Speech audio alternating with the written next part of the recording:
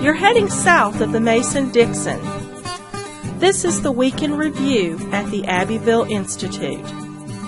Here is your host, Brian McClanahan. Hey everybody, welcome back to the Week in Review at the Abbeville Institute. This is Brian McClanahan, and this is episode 17, covering the week of March 7th through March 11th, 2016. We're glad to be back. Glad to have you on board. We've got a good week to talk about. First things first, though, we have another event to mention. Our 14th summer school, annual summer school, I should say 14th annual summer school, which will be held June 12th through 17th, 2016 at Seabrook Island, South Carolina. The topic is the Southern Tradition and the Renewal of America. It's going to be a great time. There is information available on our website.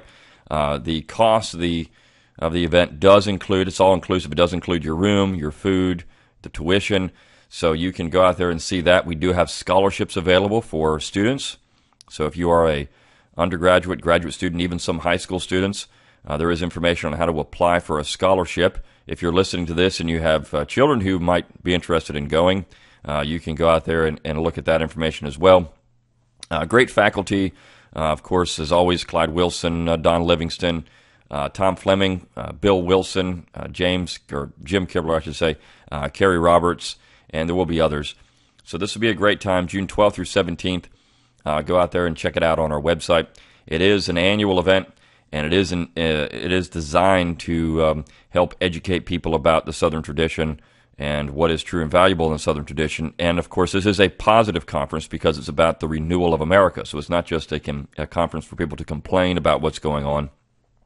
It's a conference for people to learn how the Southern tradition can be applied today. And so I think that it's going to be a fantastic time. Please consider going out. We will talk about this every week from now until June. We will have another event the following month, but we haven't solidified how that's going to work yet. So there will be another conference in July in Atlanta. But details for that are forthcoming. All right, so let's talk about our week at the Abbeville Institute. But before I do that, I wanted to talk about an article that one of our listeners sent me, and it appeared in Vice magazine, which is an e-zine, online magazine. It was written by a man named John Saward. It's published in February 22nd, on Washington's birthday, in fact, 2016. And the title of the article is Keeping It Casual, A Day with South Carolina's 21st Century Racists. Now, the article's not very long, and the only thing I can get out of it is that John Saward, in fact, is a racist because of the way he portrays the people that he interviews for this particular article. So what he does, he goes to Lawrence, South Carolina, and he talks to Donald Trump supporters or just people in general. I mean, some of these people were Donald Trump supporters, some of them weren't. The title would make you believe that everyone he talked to was a member of the KKK and that these people are out there just spouting off all kinds of racial invectives and being very nasty. None of that happened. This is the strangest article, but it's a nice example of what happens. It doesn't matter who you are in the South, who you support. The supposition is already there that these people are all going to be racist, that they're all just going to be shouting out racial slurs and everything. It doesn't happen. So he goes and he meets with a few people. One of them was a South Carolina state representative, Michael Pitts. And he goes and he sits down and he has lunch with Pitts. And Pitts doesn't say anything that you would think would be racist. In fact, he's walking around Lawrence and talking about different places in Lawrence, and he points out a theater. And Pitts is very reminiscent of the theater. He says, "Hey, I got my first kiss in that theater." But this guy seems to think he's reminiscent because there was a place called the Redneck Shop in this theater, and that's why he's staring there to look at this thing. Pitts doesn't even mention this. He's talking about, hey, as a young man, he's pointing out all kinds of buildings in that town. He's saying this has happened, this happened here, this happened here. But this guy, the writer of the article, John Saward, is so engrossed in his own myopic view of the South that he can't get beyond what Pitts is telling him. And So at one point, Pitt says, they're talking about the flag, and Saward says, I tell him I think the flag symbolizes a period of brutality, racism, and destruction. And Pitts rejoins, well, it was a tough time for poor white folks, too. Then Saward says, well, I don't think that experiences are comparable. And Pitt says, well, they were during Reconstruction. All you got to do is read the history. The Reconstruction itself was in your face to white Southerners. If you don't believe that, look at why the South became the Democratic South. So he takes that as meaning, well, this guy's just a complete racist. He's pointing out something that virtually every historian said about Reconstruction from the time that histories of Reconstruction started being written until about the 1960s. It was the general consensus on what Reconstruction... And this was coming out of northern pens as well. People understood that Reconstruction was a brutal time for Southerners, and it was tough on everyone in the South, white and black Southerners, for a variety of reasons. But that's not the general consensus anymore coming out of your post-civil rights era historians. And it's interesting when I was in graduate school and there was a discussion of Reconstruction, the professor, who was by no means a conservative, pointed out that before the 1960s, there was a wide variety of diversity about Reconstruction and thoughts about Reconstruction and what it was, when it ended, what it meant, what it covered, and that diversity narrowed down in the 1960s. And so now there's a very thin, as Tom Woods likes to say, it's a 3x5 index card. It's this very thin line that you can talk about Reconstruction. If you go beyond that line, well, then you're divergent and you need to be brought back in line. The mainstream historians will have nothing of it. So this guy continues. He goes out and then he tries to find some other people to talk to, and he even says, "I don't see any white hoods in Laurens, but there's a belief here, a dangerous and pervasive one. I think this is what he says. I think he can't find it, but this is his preconceived notion about what he's going to get in Laurens, South Carolina. Dangerous and pervasive one. I think." That any racial prejudice tamer than snarling dogs, fire hoses, and whites-only signs isn't really racism, but something ingrained in a lost culture, something not malicious or active, but embedded, covert, and therefore forgivable. A belief that if a history of subjugation is tangled with the sanitized, whimsical idea of a time and place, then we should excuse all the viciousness that came with it. Nobody even said any of this stuff to him. If they did, he didn't put it in the interview.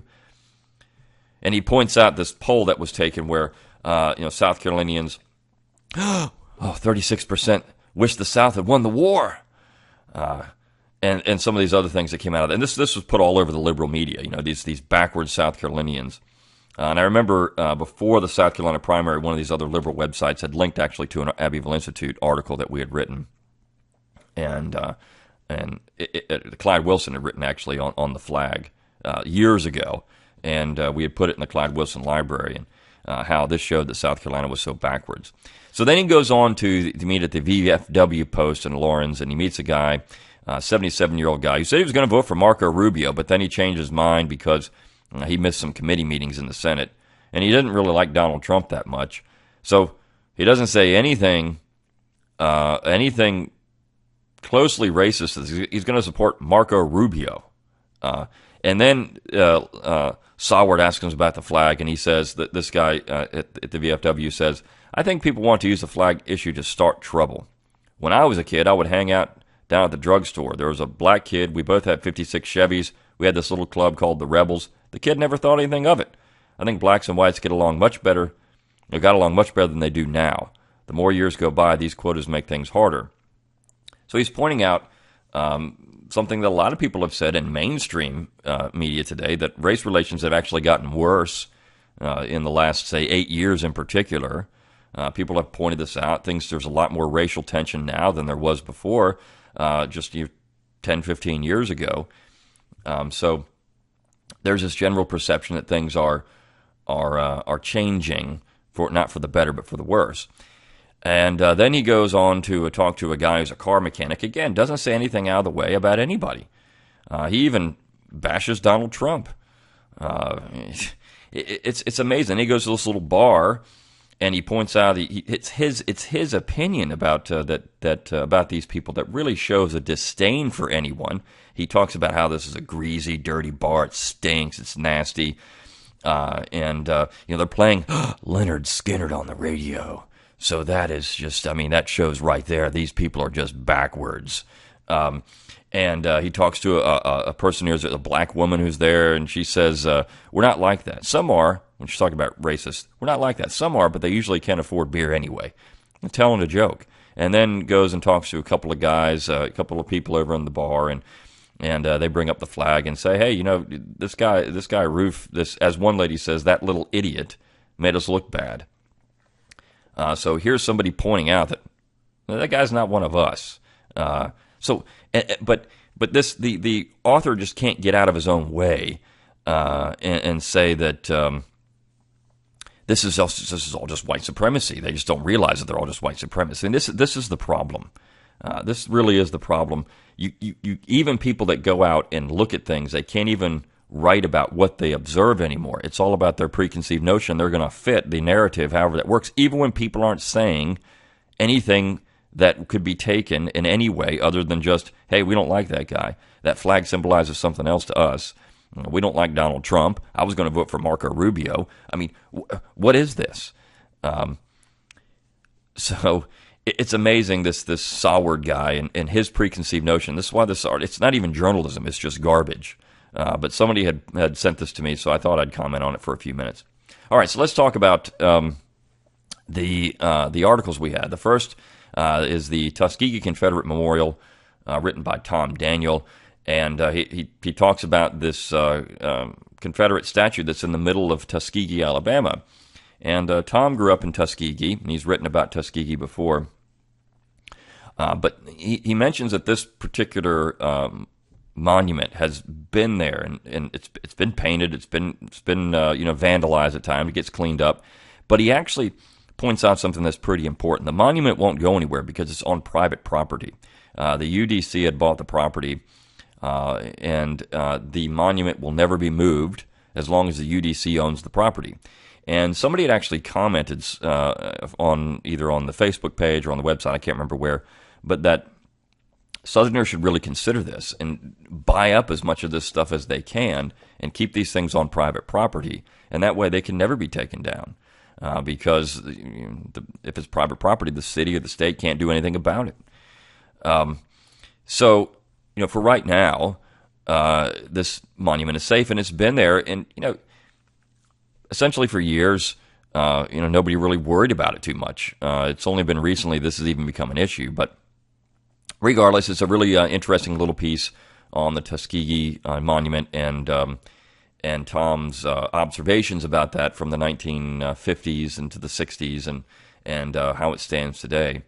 And so it's a nice little article about that. Now, on Tuesday, we had a piece by a high schooler, Matt DeSanti from California, and he writes about Lysander Spooner. A lot of people don't know who Lysander Spooner is, but this is a really important topic, and it piggybacks with all these pieces kind of piggyback with our PC, Attack on the South theme, and then the Wednesday piece, which I'll talk about in a minute, was one of the talks at the conference.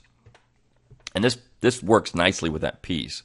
And the title is The Abolitionist Secessionist, and it's about Lysander Spooner.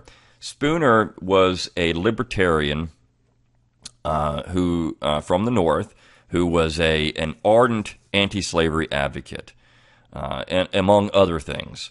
And DeSanti does a very nice job in talking about his positions on slavery in some of his works. And Spooner eventually came out against the war. And he came out against the war because of his determination that the South was really following voluntary government and self-determination. Spooner considered himself a Jeffersonian. And he didn't want the war at all. He didn't think the war was necessary. He didn't think the war should be prosecuted to coerce the South to stay in the Union. And so Spooner is, a lot of people don't know about this guy, but so important because here you have an abolitionist convinced through his own ideology that going to war was foolish. The South should just be allowed to go in peace. Spooner was also sued by the government because he ran his own postal service at one point, which is pretty funny. The government postal service wasn't doing a good job, so he started his own. It was more efficient, cheaper, and people were using it all the time, so the government forced him out of business. Go figure. But there are a lot of abolitionists. This is something unknown. A lot of abolitionists before the war were secessionists. William Lloyd Garrison was a secessionist. It said in 1848 that New England should be able to secede from the Union, let the South have the rest of the government. So Spooner just took that position. A lot of abolitionists during the war then became convinced that the war was necessary. But Spooner said, no. I mean, just let the South go. This is what we wanted to begin with. We get our free government, and they can have theirs. That's through self-determination, and that's that. So Spooner was one of these important individuals that nobody knows anything about. Spooner even said that violence was not necessary to end slavery, even because a lot of the violence would be leveled against non-slaveholders in the South. So it's amazing that there are people out there like this, and Spooner, it doesn't fit the narrative. Again, that 3x5 index card, the narrative that there was anything other than vehement abolitionists in the North who were in a righteous cause to destroy the South for the good of the United States. And that gets us into our Wednesday piece by Clyde Wilson, Why the War Was Not About Slavery. Now, this is a really important piece because what he does in this particular piece, and I'm not going to steal the thunder, it's so important to go out and read it. I can't do it justice like Clyde does.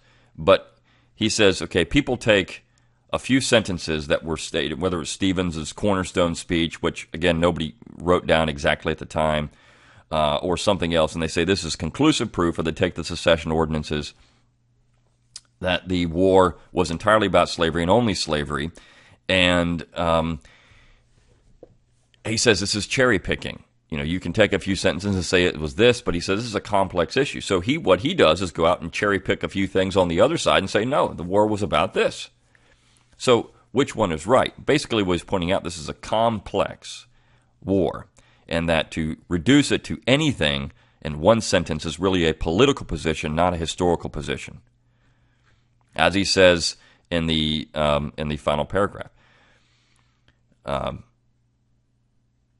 He says, in fact, no great historical question can ever be closed off by a slogan as long as we are free to think.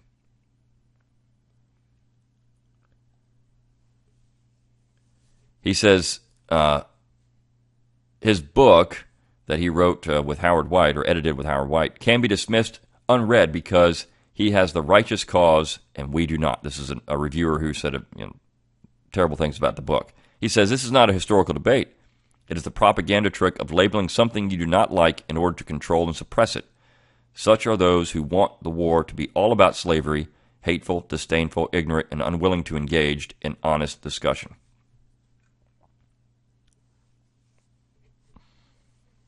He gets into this idea of the lost cause, which I think the real myth in America is the nationalist myth, not the lost cause myth.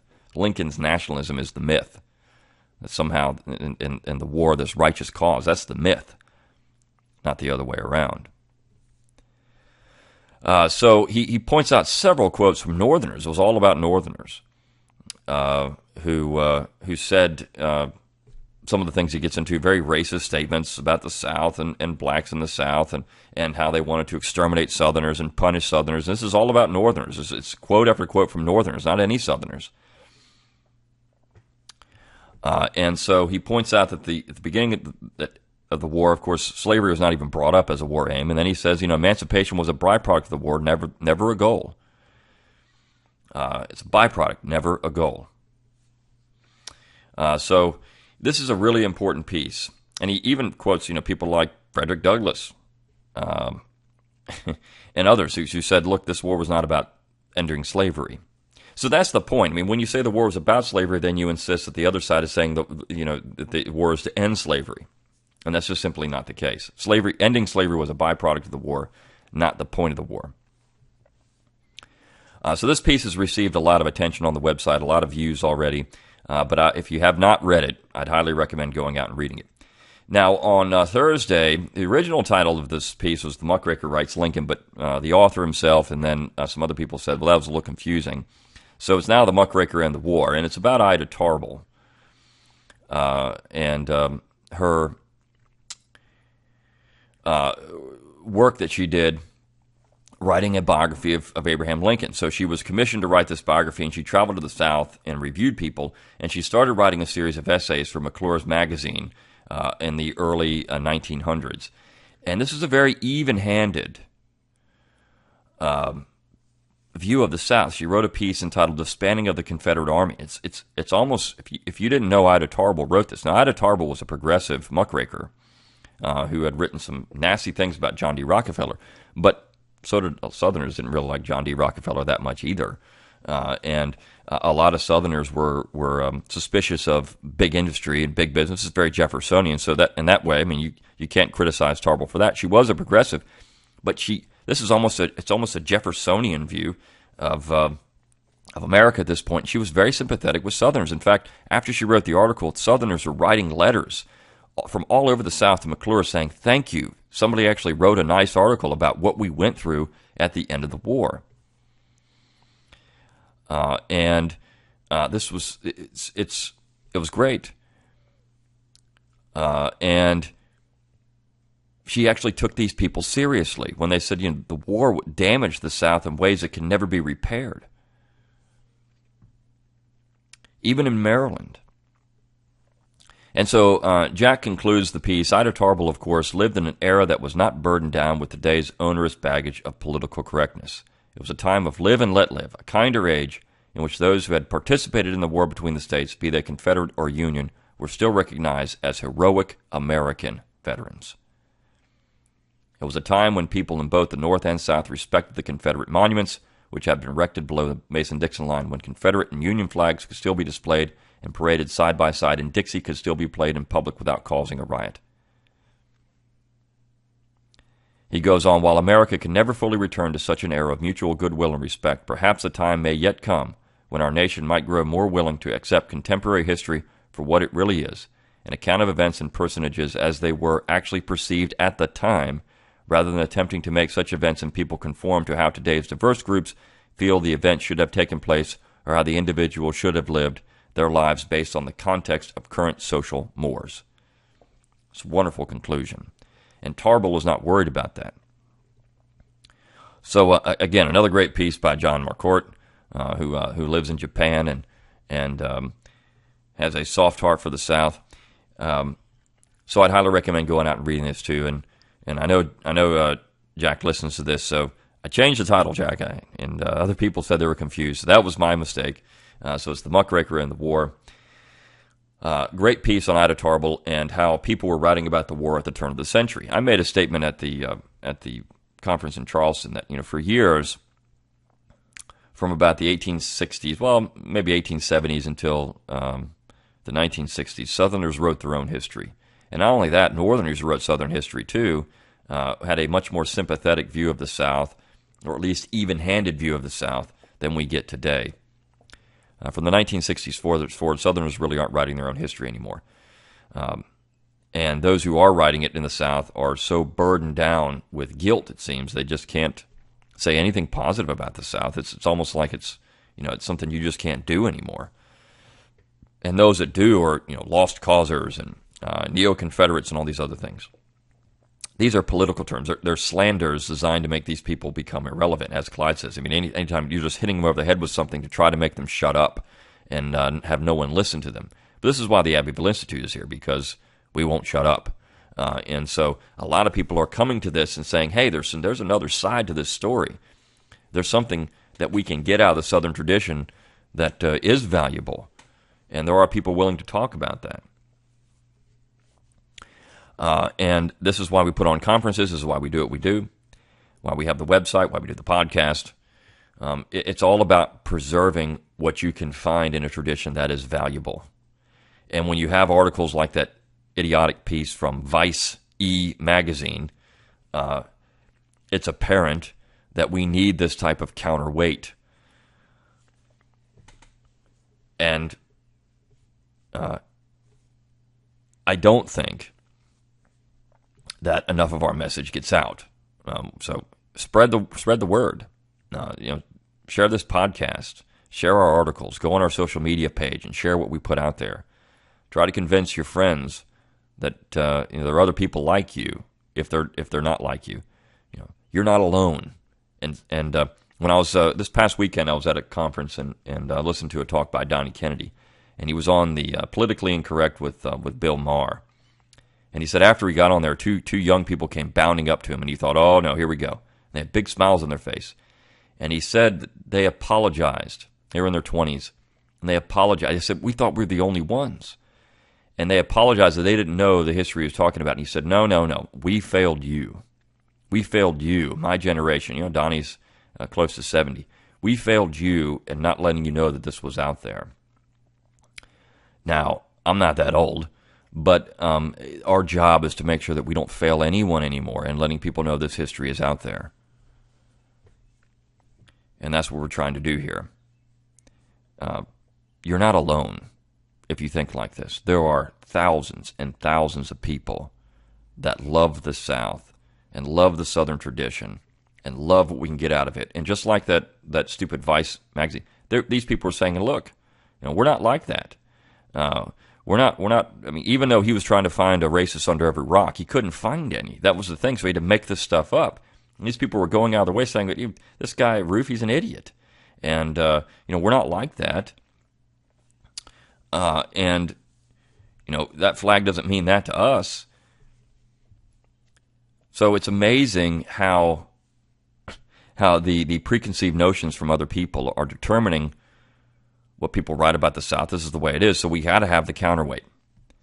Now, the last piece doesn't really have to do with the South necessarily, but about federalism. And that is part of the Southern tradition, real federalism. This is a piece by Harry Teasley, who's a great friend of the Institute. And he said something like this at the PC attack on the South at the conference during our question and answer stand-up, and he started talking about Switzerland. And so he wrote some observations down about Switzerland, and I asked if he would be willing for us to put that on the website. And he said, by all means. So it's a little talk about Switzerland and about the principles of government in Switzerland, which when you look at this, you think, wow, I wish we could have that here in America. But they have an executive branch that doesn't really do anything. The cantons in Switzerland have all the power, which are essentially our states. And so this government is very decentralized, and it works beautifully. I mean, Switzerland is a vibrant place. It has a great economy, a great political system. The people are very happy. The separate cultures are respected in each canton, each province. Essentially, they're respected and not there's no cultural imperialism going on there, no cultural Marxism, because they don't have a strong central authority to put all this stuff down. And so when you read this little piece, you think, my gosh, I wish we could have this here in the United States. We did at one time. It was before 1861, and it was only after the war when you started getting this idea of a quote-unquote national America that things started to change, when you had a one-size-fits-all policy, cultural Marxism, political centralization, economic centralization. This is part of the Southern tradition, this Jeffersonian idea of federalism, which was so important to the fabric of America. The South was America. And one of our slogans we're going to start really pushing for the Institute is the South is America. The Southern tradition is the American tradition. This is why we're doing this conference or our summer school, and the topic, again, is the Southern tradition and the renewal of America. What can the Southern tradition offer to Americans today? What can they offer to Americans today? What are these people from the past, Southerners from John Smith, all the way up through into the 20th century, what can they offer for people today? And one of the things they offer is this political tradition of decentralization. And you're starting to see it in things like the 10th Amendment Center, which is having a lot of success. A lot of libertarians are gravitating to this, but really they're gravitating toward the Southern tradition, which is self-determination, political independence. Even Lysander Spooner mentioned that. He was a Jeffersonian. That is the Southern tradition. That was America that is America. It is America. This other stuff is not American. Lincolnian nationalism, it's not a purely American trait. But Jeffersonianism, this Federalist decentralization, this decentralist tradition, that is American. Now, the Swiss have done it better and longer than we have here. Of course, our war ruined the process and the prospect of that. So I'd encourage you to go out and read this little talk about Switzerland. And Teasley goes on to say, he says, I will end with the paragraph which I've used for years in closing my personal correspondence. And he says this, quote, cheers and in praise of individual liberty, private property, free markets, free trade, strictly limited government, voluntary contracts and association, individual responsibility, the true and essential rule of law, self-organizing systems, and with all operating in the context of constitutional constructs which protect the natural rights of individuals against the power of centralized, statist, nationalist governments through overlapping, fractured, and distributed prerogatives and powers, or in praise of the United States Bill of Rights, states' rights, city-states like Hong Kong, local grassroots institutions like churches, the Tampa Theater, or the Tampa Garden Club, and countries with an effective balance of state versus central power like Switzerland. What he could have said there, shorten this out, is cheers for the Southern tradition. Because that's what it was. And that's what it can offer for America today. That's how it can renew America. So all of these pieces this week, when you look at the Tuskegee Confederate Memorial, the thing you can pull out of that, it's private property that's saving that memorial. The abolition secessionist. Spooner's a libertarian. And I mentioned a few weeks back, we talked about John Shelton Reed, and he said this individualism, individual libertarianism comes out of the South. That's one of the things that starts coming out of the South and bubbling to the top. So you have this Spooner, this Jeffersonian, who's against the war because he said, look, self-determination, you can't coerce these people. So again, the Southern tradition, even though Spooner was from the North, but it's still the Southern tradition that he's part of, Jeffersonianism. And then you've got Clyde's piece on why the war was not about slavery and all the statements that were made about essential coercion and how it wasn't about slavery at all. These people weren't interested in that. They were worried about their tariffs or centralization or extermination of the South, the land, whatever they could get out of it. It was a war of conquest and subjugation. You have Ida Tarbell writing in 1901, very laudatory things that she says about the South and how Southerners were receptive to this. And then you have this idea of real federalism. And everything he said was about the Southern tradition. So this South is America. The South is America. When people ask you, why do you like the Southern tradition? You can very clearly say, well, because the South is America. And one of the things we need to make sure that we know to do is emphasize the South is a 400-year history and culture. It goes back before that 4-year period, 1861 to 1865. That's just a byproduct of what Southern culture really was. The South has a 400-year history, and it is, and for a long time was considered to be, real America. It still is real America. It still is real America. It's just that it's you have people like Saward, who has so many preconceived notions about the South, he can't get out of his own way to write a real journalistic piece and saying, you know what, this is what I found. It doesn't fit to my narrative. I'm going to make them fit to my narrative anyways. That is not real journalism. And of course, people that have tried to write about the South honestly have often said, well, that's just not right, because in someone's mind, it doesn't work. This is why we exist, again, to try to correct that narrative. The South is America. Just say it over and over again. It'll roll off your tongue, and it'll start becoming part of your daily life. The South is America. Until next time, good day.